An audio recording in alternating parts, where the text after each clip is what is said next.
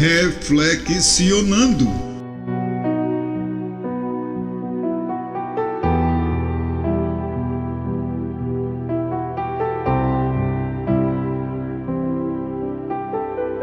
Não vivo mais eu, mas Cristo vive em mim.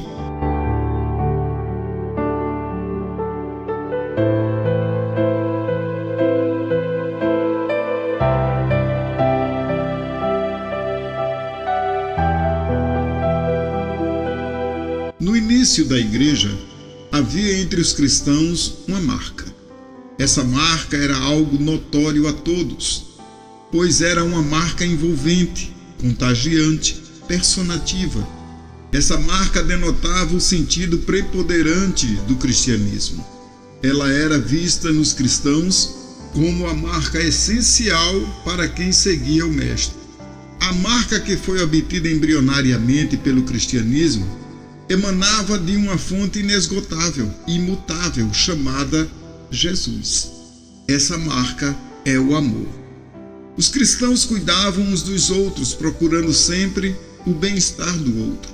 O sentimento era de um amor altruísta, o mesmo ensinado e vivido pelo autor e consumador da nossa fé, Jesus. O apóstolo Paulo disse: ainda que eu falasse as línguas dos homens e dos anjos, e não tivesse amor, seria como o metal que soa, ou como o sino que tine. E disse mais: de agora em diante ninguém me moleste, porque trago em meu corpo as marcas de Jesus. Essa marca permaneceu viva e evidente durante muitos séculos da saga cristã, como um baluarte principal para propagar o evangelho de nosso Senhor Jesus Cristo. Como está escrito: e perseveravam na doutrina dos apóstolos, e na comunhão, e no partir do pão, e nas orações.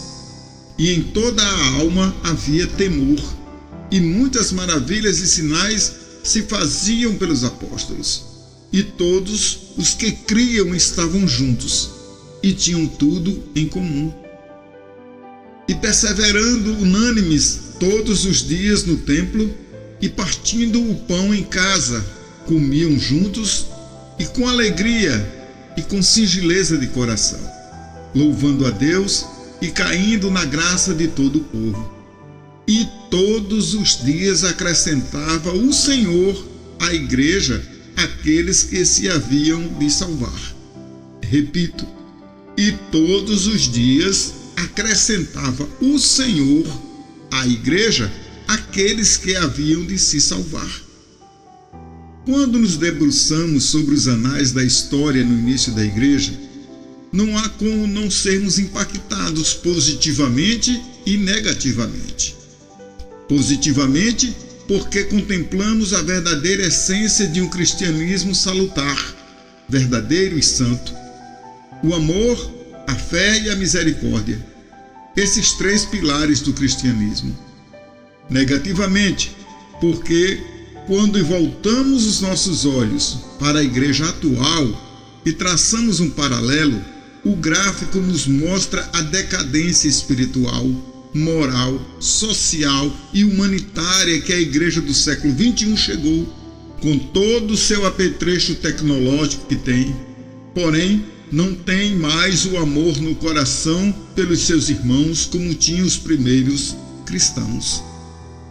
Pegamos um equipamento de som e vamos para as ruas da cidade anunciar o evangelho, e em dado momento exclamamos: Jesus te ama e eu também, venha para Cristo. Enquanto isso, dentro dos templos, estamos digladiando uns com os outros. Quanta hipocrisia! Estamos assim caminhando para o céu? É isso mesmo? Quando alguém cai, se machuca, qual é a nossa atitude? Pegar o celular e correr às redes sociais espalhando para os ímpios, incrédulos, irmãos, amigos e inimigos que o nosso irmão caiu. É como se disséssemos com isso: agora a gente não, a gente é santarrão. Agindo assim, nós somos cristãos ou pagãos? Não julgue e não sereis julgados, porque com a medida com que medirdes, te medirão, e com o julgamento com que julgares, lhe julgarão também. Agindo assim, não esquecemos quem fomos e o que podemos vir a ser? Sim, porque o apóstolo Paulo diz: quem és tu que julgas o servo alheio? Para o seu próprio Senhor está em pé ou cai, mas estará de pé, porque o Senhor é poderoso para o suster. E diz mais: assim, aquele que julga estar firme em pé, cuide-se para que não caia. Uma das parábolas, para mim, mais icônicas narrada pelo mestre foi a do samaritano. Nesta parábola, contextualizando-a, explícita que o ímpio cuida melhor dos seus do que nós cuidamos dos nossos irmãos. Os filhos das trevas são mais prudentes do que os filhos da luz. Mostra-nos também que enxergamos mais o argueiro que está no olho do nosso irmão do que a trave que está em nossos próprios olhos. A parábola é extremamente pedagógica. Quando deveríamos andar com vinho, que é medicinal, andamos com vinagre. Quando deveríamos andar com faixas para enfaixar e cobrir e proteger o ferimento, andamos rasgando o pano velho, querendo colocar em ferida nova. Precisamos procurar andar em novidade de vida, pois assim andam os que são de Cristo Jesus. Estes não buscam o seu próprio bem-estar, mas o bem-estar do seu próximo, convertendo-se em servos uns dos outros. Por acaso, não fora isto que o vosso mestre vos ensinou? Precisamos nos converter de verdade, porque a nossa conduta cristã dá a entender que nem convencidos somos. O indicativo desta realidade é que a abstinência dos infiéis de voltar-se para Deus está respingando em muitos dos nossos, que perderam a alegria no Espírito Santo, que não usufruem mais dos dons espirituais, nem da presença de Deus, tornando-se naturais e insensíveis.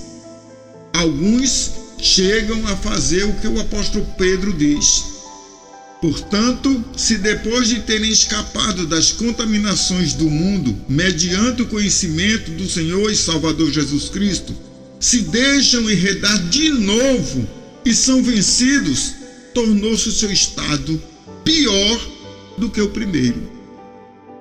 Pois melhor lhes fora nunca tivesse conhecido o caminho da justiça, do que, após conhecê-lo, volverem atrás, apartando-se do santo mandamento que lhes fora dado. Com eles aconteceu o que diz certo adágio verdadeiro: o cão voltou ao seu próprio vômito, e a porca lavada voltou a revolver-se no lamaçal. Um dia, num abrir e fechar de olhos, Jesus, o mestre Galileu, ele vai voltar. Se prepare, pois deste encontro inevitável ninguém poderá se eximir.